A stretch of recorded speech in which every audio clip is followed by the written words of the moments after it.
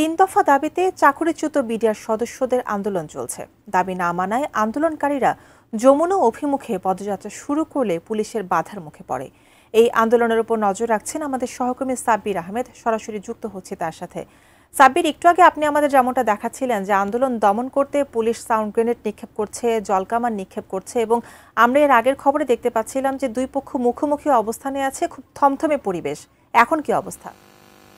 কোন ধরনের কোন জমায়েত বা সভা সমাবেশ করা নিষিদ্ধ ঘোষণা করা হয়েছে। এই জন্য এখানে তাদের কাউকে অবস্থান করতে দেওয়া হবে না। আন্দোলনকারীদেরকে এমন একটি আলটিমেটাম দিয়ে তাদেরকে বলা হয়েছিল যে প্রয়োজনে তাদের যে দাবি রয়েছে সেই দাবির পক্ষে 5 জন প্রতিনিধি যেন দেওয়া হয়। সেই প্রতিনিধিরা তাদের যে দাবি সেটি নিয়ে প্রয়োজনে মন্ত্রণালয়ের ঊর্ধ্বতন কর্মকর্তা যারা রয়েছেন তাদের সঙ্গে কথা বলতে পারেন। কিন্তু চাকরিচ্যুত যে বিডিআর সদস্যরা এবং তাদের যে পরিবারের সদস্যরা তারা সেটিতে মানেননি, তারা কর্ণপাত করেননি। তারা বলছিলেন যে তারা তাদের দাবি আদায় রাজপথে থেকেই করতে চান এবং তাদের দাবি আদায় না হওয়া পর্যন্ত তারা এখান থেকে সরে যাবেন না। কিন্তু পরবর্তীতে পুলিশ যে আলটিমেটাম দিয়েছিল সেই আলটিমেটামের পরপর পুলিশ এখান থেকে তাদেরকে ছত্রভঙ্গ করে দেয়। প্রথমে জল কামান দিয়ে তাদের উপর পানি নিক্ষেপ করা হয়, কিন্তু বিডিআর সদস্য যারা ছিলেন তারা সেখান থেকে সরে যাননি। তারা সেখানেই তাদের অবস্থানে অনড় ছিলেন। এসি কেনার কথা ভাবছেন? ভিশন দিচ্ছে যে কোনো এসিতে 15% নিশ্চিত ছাড়। এছাড়াও থাকছে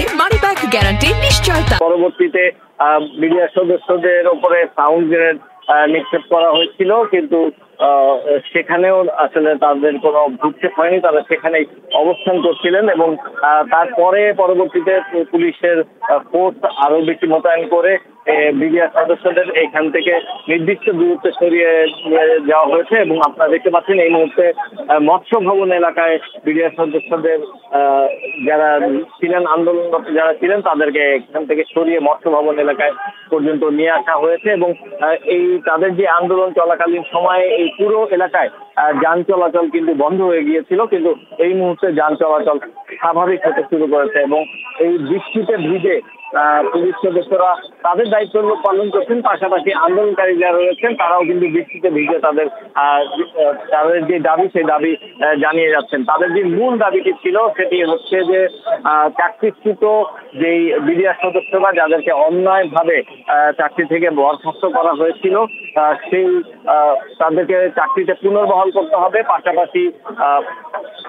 পাশাপাশি তাদের যে পরিবারের সদস্যরা রয়েছেন তাদের পরিবারের সদস্যদেরকে এই চাকরি ফিরিয়ে দেওয়ার পাশাপাশি তাদের যেই ক্ষতিপূরণ হয়েছে সেই ক্ষতিপূরণ তাদেরকে দিতে হবে। পাশাপাশি একটি পূর্ণ স্বাধীন তদন্ত কমিশন গঠন করতে হবে বিডিআর বিদ্রোহ হত্যা মামলা তদন্তের জন্য, যেটি ইতিমধ্যে করা হয়েছে সরকারের পক্ষ থেকে। যে তদন্ত কমিশন ইতিমধ্যে তদন্ত শুরু করেছে এবং তারা সেই তদন্ত কমিশনের পক্ষ থেকে যেটি বলা হয়েছে যে এটি একটি রাজনৈতিক স্বার্থে এই হত্যাকাণ্ড সংঘটিত হয়েছিল সে সময়, এবং এই রাজনৈতিক স্বার্থে বেশ কয়েকজন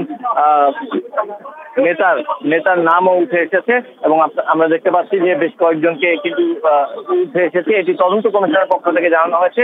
তো সেখানে যাদের নাম উঠে এসেছে তাদেরকে যেন অবিলম্বে গ্রেপ্তার করা হয় এবং তাদের বিরুদ্ধে যেন প্রয়োজনীয় ব্যবস্থা নেওয়া হয় সেই বিষয়টি তারা জানিয়েছেন। এবং পাশাপাশি যে সকল সামরিক কর্মকর্তা, আপনারা জানেন যে 57 জন সেনা কর্মকর্তা সহ 74 জন সেই বিডিআর বিদ্রোহের ঘটনায় নিহত হয়েছিলেন। এই 74 জনের যে মৃত্যু হয়েছে এই মৃত্যুতে যারা জড়িত তাদের প্রত্যেকের শাস্তি নিশ্চিত করার দাবি তারা জানিয়েছেন।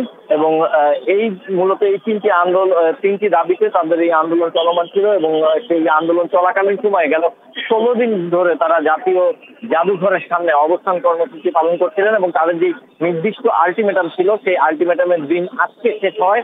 আজকে সকাল থেকে পূর্ব ঘোষিত কর্মসূচির অংশ হিসেবে তারা 11টার দিকে শহীদ মিনারের সামনে জড়ো হন এবং শহীদ মিনারের সামনে জড়ো হয়ে তারা যমুনা অভিমুখে তাদের যে পদযাত্রা সেই পদযাত্রা শুরু করেন। প্রথমে পুলিশ মৎস্য ভবন এলাকায় তাদেরকে বাধা দেয়, কিন্তু সেই বাধা অতিক্রম করে পুলিশের সঙ্গে ধস্তাধস্তি করে তারা কিন্তু যমুনার সামনে গিয়ে অবস্থান নেয়। এবং যমুনার সামনে গিয়ে যখন অবস্থান নিচ্ছিল পুলিশ তাদেরকে বারবার আলটিমেটাম দিচ্ছিল এবং